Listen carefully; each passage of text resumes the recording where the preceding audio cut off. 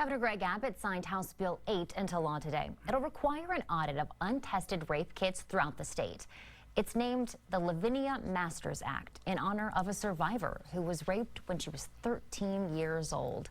It took 2 decades to solve her case. Masters later found out that her rape kit sat on a shelf all those years before it was ever tested.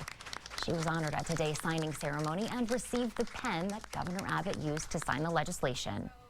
Today, we're sending a message to the women of Texas that your voices are being heard, that we believe you, that the state of Texas is legislating justice. House Bill 8 will also give millions to the Department of Public Safety to test the backlog of rape kits and extend the statute of limitations for prosecution. In February, we told you the Austin Police Department could reopen dozens of rape investigations. They'd just gotten results from its backlog of more than 2,500 untested rape kits.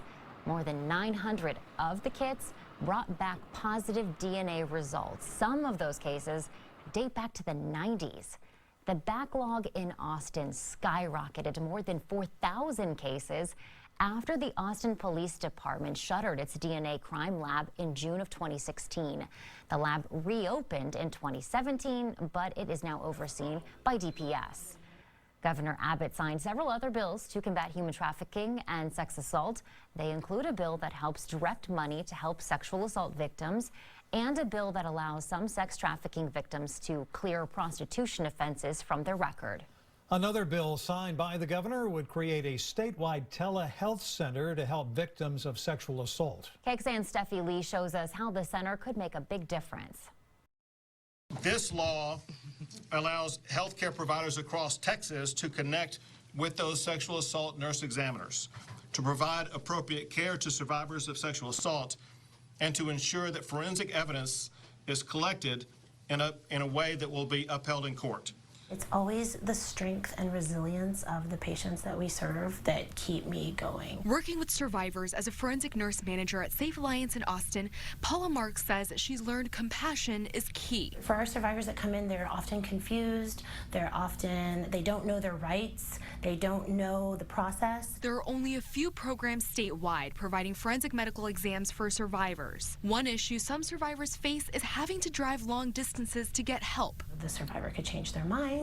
They could decide that they don't want to travel 3 hours back and forth for a forensic exam. Paula says getting these services provided through a telehealth setup could improve that problem. With guidance from an expert, we could assist other personnel in saying exactly how to perform the swab collection or collect this information. Having that empathetic and that compassionate and informed expert talking to survivors right away, it just, for us, it seems to help our patients just be a lot more clear about the process. Which is the mission of sexual assault nurse examiners. Steffi Lee, KXAN News.